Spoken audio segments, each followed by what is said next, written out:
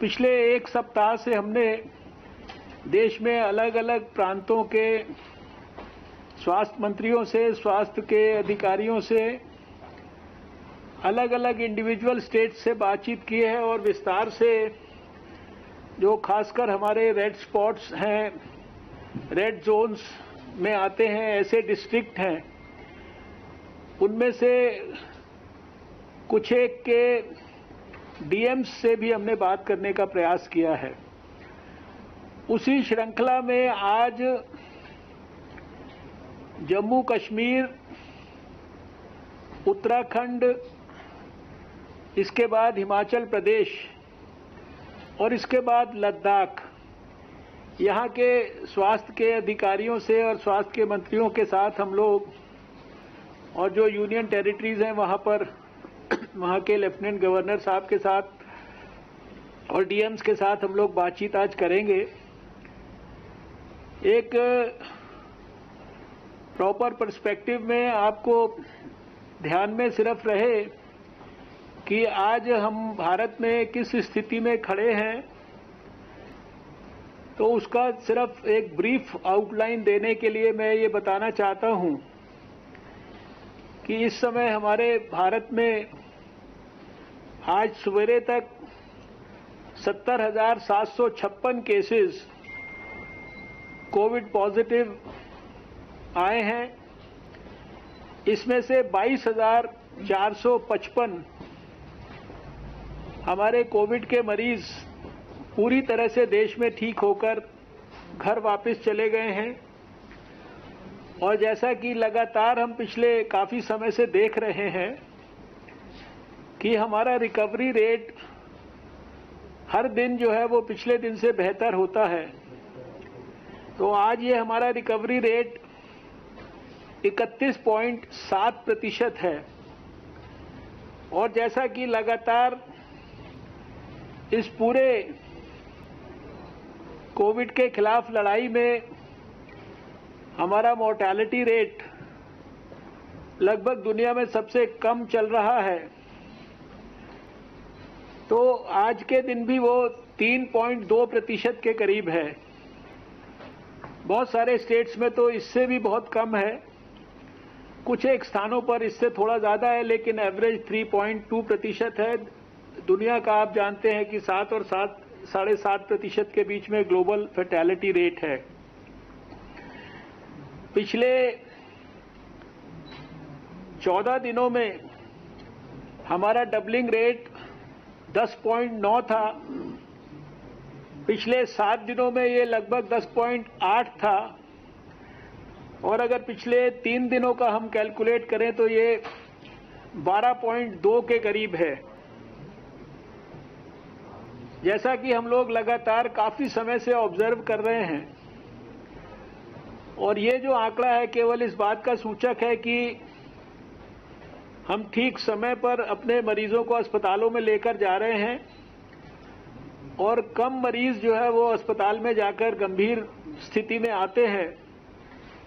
तो हर रोज़ शाम को हम विश्लेषण करते हैं कि कितने लोग पूरे देश में वेंटिलेटर पर हैं, ऑक्सीजन पर हैं या आईसीयू के बेड पर हैं।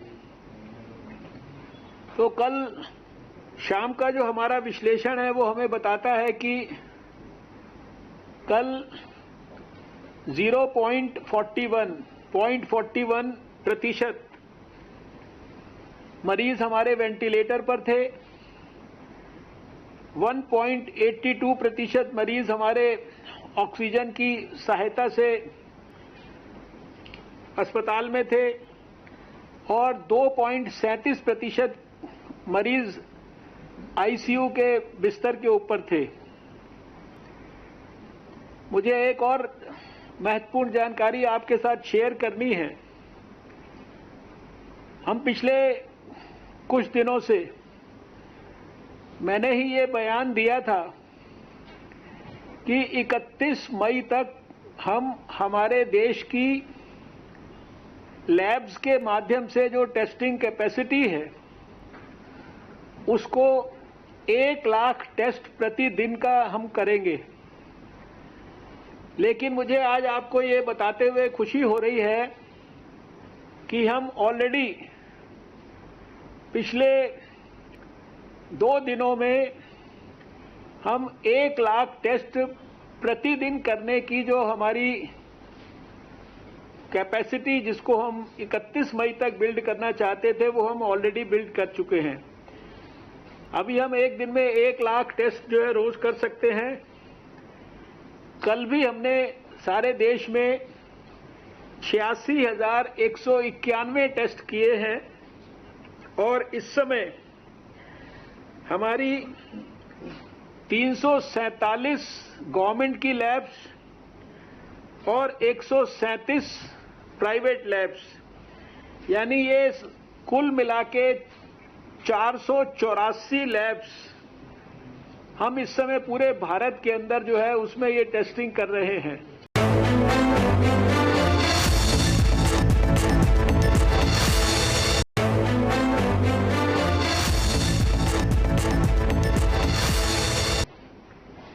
सिर्फ आपको स्मरण दिलाना चाहता हूं कि पिछले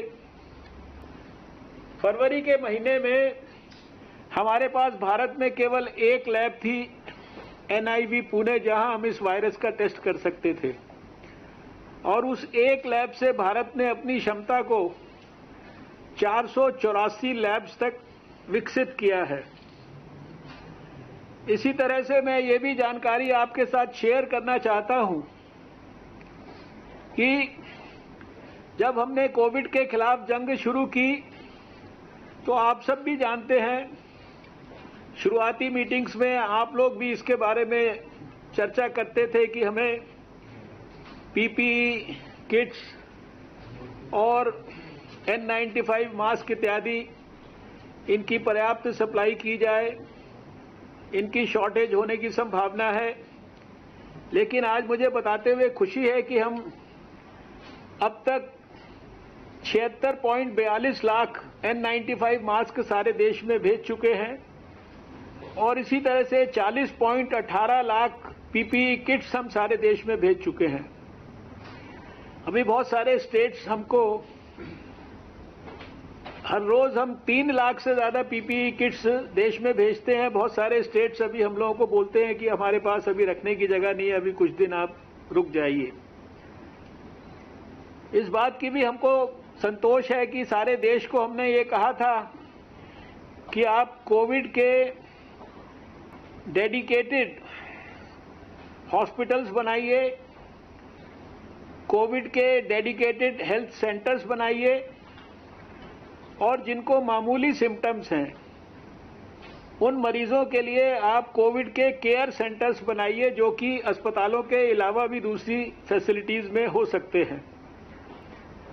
तो सारे देश ने मिलकर जब सामूहिक प्रयास किया तो देश में 880 डेडिकेटेड कोविड हॉस्पिटल बन गए हैं और इनमें 1,77,498 बेड्स की कैपेसिटी है। इसी तरह से 2058 कोविड हेल्थ सेंटर्स सारे देश में तैयार हुए हैं, जिनमें 1,32,746 बेड्स की कैपेसिटी है। और जो मैंने कहा कि मामूली, वेरी माइल्ड या जिनको हम एसिम्प्टोमेटिक इस तरह के पॉजिटिव पेशेंट्स कहते हैं, इनके लिए जो कोविड केयर सेंटर्स बनाने थे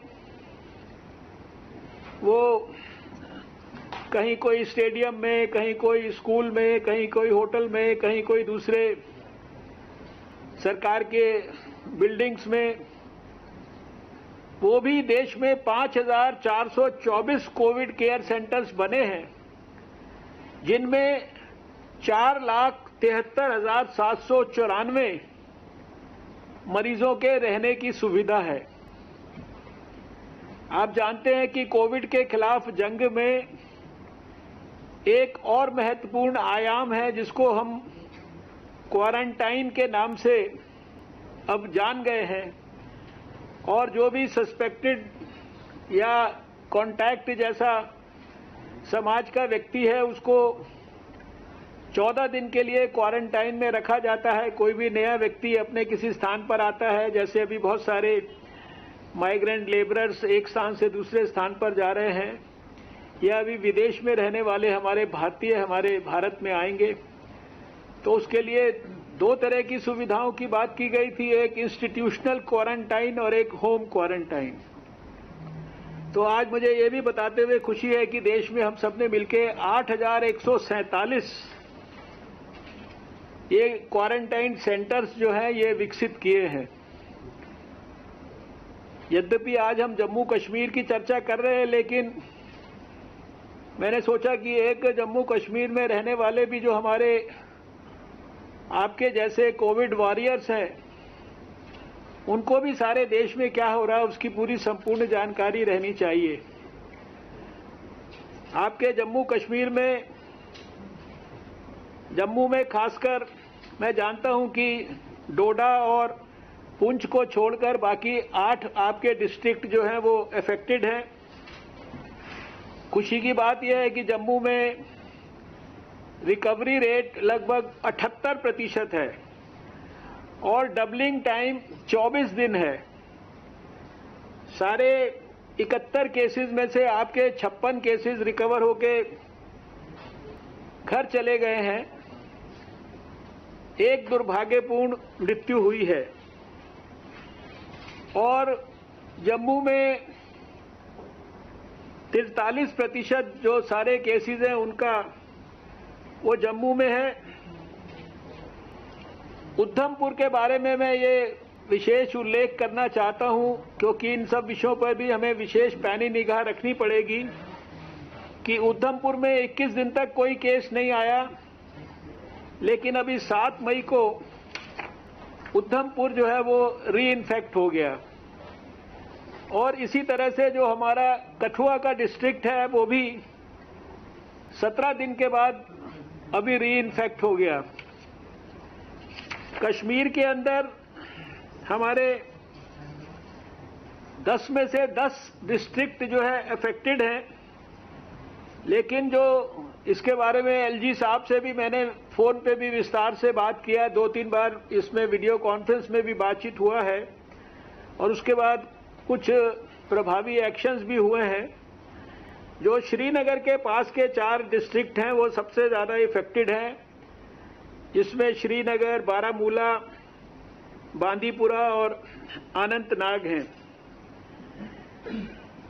4 आपके जो जम्मू कश्मीर में डिस्ट्रिक्ट्स हैं उनको हम लोग अभी आज रेड जोन में मानते हैं, बांदीपुरा, शोपियान, अनंतनाग और श्रीनगर।